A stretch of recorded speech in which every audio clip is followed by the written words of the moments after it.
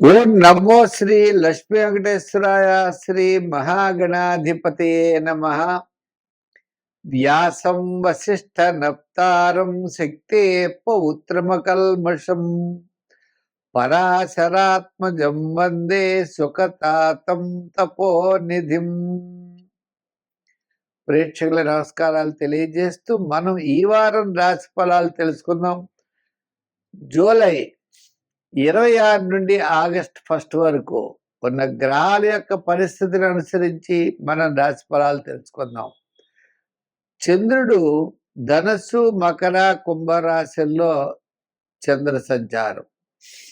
బుధుడు మిథున రాశిలో, రవి, గురులు కర్కాటక రాశిలో, శుక్ర, కేతువులు సింహరాశిలో, కుజుడు వృషభ రాశిలో, శని మీనరాశిలో, రాహువు కుంభరాశిలో.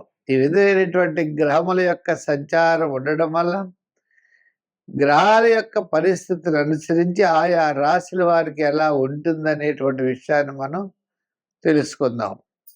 అయితే ఈ వారం ముఖ్యమైన పండగలు ఏమిటి అంటే, మనకి 29వ తారీఖు వ్యాస పూర్ణిమ. వ్యాసుడు గురు పౌర్ణిమ అంటారు. అసలు మనకి గురువులు ఎవరు అంటే, ఆది శంకరాచార్యుల వారు మొట్టమొదటి గురువు. ఇంకా అంతకంటే మొట్టమొదటి గురువు శ్రీకృష్ణ భగవానుడు. శ్రీకృష్ణ భగవానుడు తర్వాత ఆది శంకరాచార్యులు రెండో ఆయన.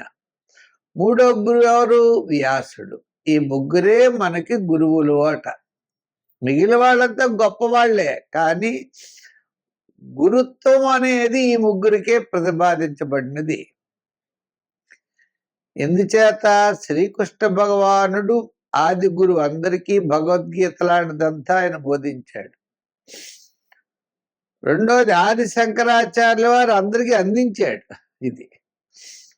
మూడోది వ్యాస భగవానుడు అష్టాదశ పురాణాల్లో ఈ యొక్క మొత్తం అంతా కూడా నిక్షిప్తం చేశాడు. అంచేత వ్యాస పూర్ణిమ అన్నారు దాన్ని.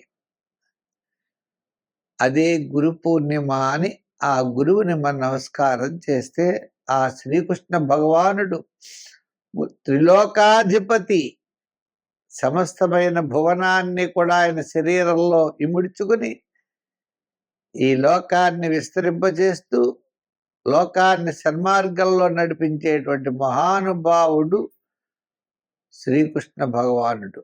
అటువంటి గురువుకి మనం నమస్కారం చేసుకుంటూ, అంచేతనే వ్యాసుడు గురించి మనం చెప్పుకున్న శ్లోకం కూడా ఈవేళ.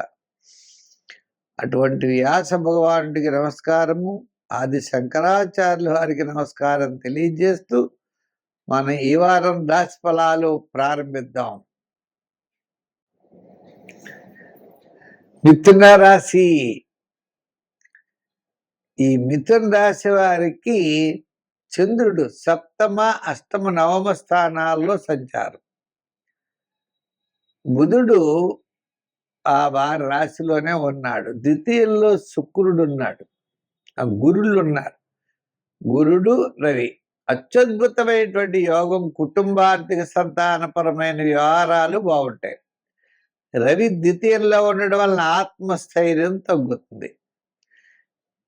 రాశిలోనే బుధుడు ఉన్నాడు కాబట్టి క్యాలిక్యులేషన్స్ కాస్త అనుకూలంగా ఉంటాయి. ఇంకా మిగిలిన గ్రహాలు అంటారా, శని పెద్దగా అనుకూలంగా లేడు, రాహువు లేడు.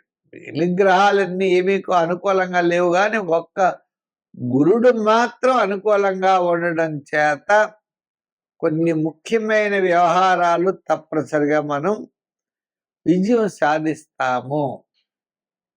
స్వల్పమైన సమస్యలు తగ్గుతాయి, ఆరోగ్యం మెరుగవుతుంది, ఆర్థికపరమైన డెవలప్మెంట్స్ ఉంటాయి, సంతానపరమైనటువంటి విషయాలు కూడా ప్రోత్సాహకరంగా ఉంటాయి. పబ్లిక్ రిలేషన్స్ కూడా కాస్త అనుకూలమైన వాతావరణం ఉంటుంది.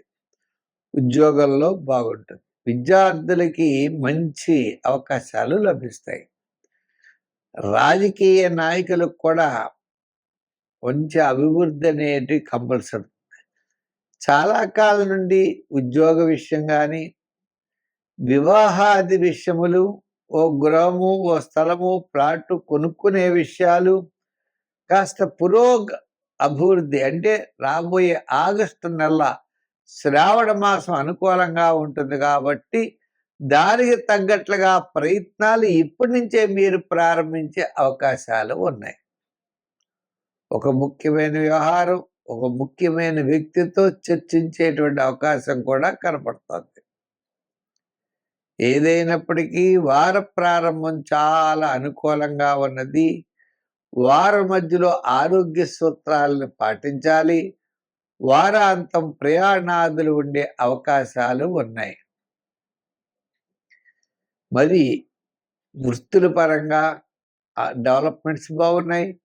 వ్యాపార పరంగా కూడా ఆర్థిక లావాదేవీలు అనుకూలంగా ఉన్నాయి. గృహోపకరణాలు, ఎలక్ట్రానిక్స్, క్రయ విక్రయాదులు, ఫైనాన్స్ సంబంధించిన వ్యాపారాదులు, కమిషన్ సంబంధించిన వ్యాపారాదులు బాగున్నాయి. సంఖ్యల్లో 5, రంగుల్లో గ్రీన్. ఆరాధనలో సూర్య భగవాన్ ఆరాధించడం మంచిది. ఆదిత్య హృదయం రోజు చదువుకోండి. దానికి తగ్గట్లుగా మీ యొక్క ప్రవర్తన ముందుకు పెడతారు. అంటే వీళ్ళ వల్ల కొన్ని ఇబ్బందులు కలుగుతున్నాయంటే వాళ్ళ అవసరమైతే వాళ్ళని పక్కన పెట్టి ఎవరితో ప్రయోజనం ఉందో వారితో ముందుకు వెళ్ళేటువంటి పరిస్థితులు ఉన్నాయి.